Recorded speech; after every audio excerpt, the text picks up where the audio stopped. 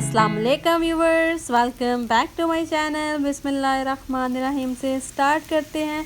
और कैसे हैं मेरे प्यारे प्यारे देखने वाले जी। तो सुबह का स्टार्ट हो चुका और सुबह का स्टार्ट होते ही बंदा ये सोचता है कि आज नाश्ते में क्या किया जाए। वो तो सोचता ही सोचता है, लेकिन मेरे लिए जैसे मेरे जैसे यूट्यूबर हैं, मेरे साथ अग्री करेंगे, जो मेरे जैसे ब्लॉगर हैं जो ब्लॉग बनाते हैं, वो ये भी सोचते हैं कि आज का हमारा टॉपिक क्या होना चाहिए।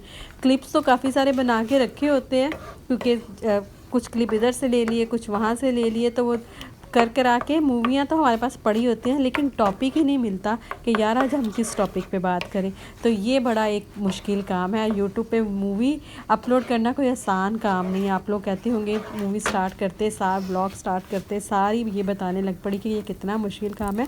जी वाकई ही पहले मैं भी समझती थी कि कोई इतना मुश्किल काम नहीं है, लेकिन यार सच्ची में क्या बताऊँ, वाकई काफ़ी मुश्किल काम है कि आपको कोई टॉपिक ढूंढ के लाना है जो आपके व्यूवर्स को आपके साथ कनेक्ट कर सके और वो आपको देखें, आपकी बातें सुने। तो बिल्कुल इसी तरह से टॉपिक ढूंढ के लाना बड़ा मुश्किल है। यहाँ पे नाश्ता बनाने लगी थी और समझ नहीं थी यार क्या बनाऊँ, तो सोचा आज मसाले वाले अंडे बना लेती हूँ। मसाले वाले अंडे तो बड़े ही हमारे घर में पसंद किए जाते हैं और स्लाइस तो मैं हमेशा तवे पे ही सेकती हूँ। और आपने देखा होगा कि अभी तक मेरे स्लाइस सेक भी गए, लेकिन मेरे अंडे अभी भी रेडी हो रहे हैं। तो अंडे मैं बड़ी धीमी आंच पे बनाती हूँ। अगर आप अंडा खाना पसंद करते हैं और कभी आप फुल पका हुआ अंडा देखें और हल्का हल्का थोड़ा लाइट पका हुआ, जैसे इस शेप में देखें, तो टोटली डिफरेंट आपको फ्लेवर फील होगा, क्योंकि पका हुआ अंडा आपको ना बड़ा हैवी फील करवाता है। और इस तरह से हल्का हल्का नरम नरम ऐसा लगता है कि आप मगज़ खा रहे हैं। जो लोग मगज़ खाते हैं तो क्या ही बात है मगज़ खाने की। तो मुझे लाहौर याद आ गया, लक्ष्मी चौक याद आ गया कि वहाँ पे मगज़ मसाला बड़ा मज़े का मिलता है। तो ये बिल्कुल आलमोस्ट उसके करीब करीब है, मगज़ तो नहीं लेकिन मज़ा दे देता है। तो जी नाश्ता करके हमने जल्दी से आज बाहर जाना था। मेरे हस्बैंड की डॉक्टर की अपॉइंटमेंट थी और जहाँ चाय ना पी जाए सुबह तो सुबह का स्टार्ट नहीं होता। दिन में एक कप चाय तो पीना बनती है ना जी, क्योंकि एक कप चाय के बगैर तो गुजारा नहीं हो सकता। तो हम लोग ने नाश्ता किया। नाश्ता करने के बाद हम निकल पड़े, क्योंकि डॉक्टर की अपॉइंटमेंट थी। जैसा कि मैं पहले आपको बता चुकी हूँ, ये कोनी आइलैंड हॉस्पिटल है, ब्रुकलिन में है।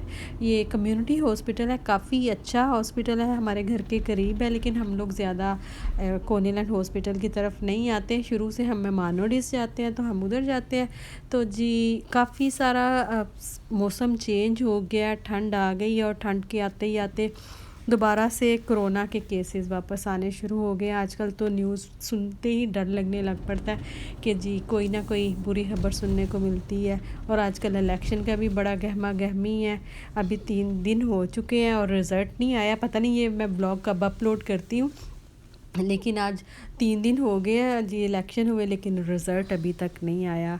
और हम लोग आलमोस्ट डॉक्टर के ऑफ़िस पहुंच चुके थे। डॉक्टर के ऑफ़िस में भी काफ़ी रश था, काफ़ी टाइम लग गया और जाना भी ज़रूरी था, क्योंकि मेरे हस्बैंड का एनुअल चेकअप था। एनुअल चेकअप करवाना भी ज़रूरी होता है, बंदा थोड़ा मेंटली रिलैक्स हो जाता है कि डॉक्टर के ऑफ़िस में जाके बंदे को थोड़ा सा ना रिलैक्सनेस मिल जाती है। सारे टेस्ट हो जाते हैं, सिस्टम काफ़ी अच्छा कर दिया हुआ था। यहाँ आपने देखा कि स्कैनिंग करते हैं, अब तो डोर में एंटर होते सारी फेस स्कैन करते हैं कि आपका टेम्परेचर रीड हो जाए। यहाँ पे आपको दोबारा से मैं थोड़ा सा दिखाती हूँ कि जी हम डॉक्टर के ऑफ़िस में वेट करते। ये स्कैनर जिसकी मैं बात कर रही थी, तो पूरे टाइम तो मैंने मूवी नहीं बनाई, थोड़ी सी बनाई और मैंने कहा आप लोगों से दिखा दूँ, शेयर कर लूँ कि आज का दिन कितना बिज़ी गुजरा। नाश्ता किया तो उसके बाद हम डॉक्टर के पास चले गए। डॉक्टर के ऑफ़िस में भी इतना सारा दिन ऑलमोस्ट वहाँ पे लग गया था। उसके बाद फिर मेरे हस्बैंड बोलते हैं कि चलो अब घर जाके तुमने खाना क्या पकाना है, आज खाना बाहर से ही ले लेते हैं। तो बाहर से खाना ले के आना किस औरत को पसंद नहीं है। तो मैंने कहा चलो जी शुक्र है छुट्टी हुई,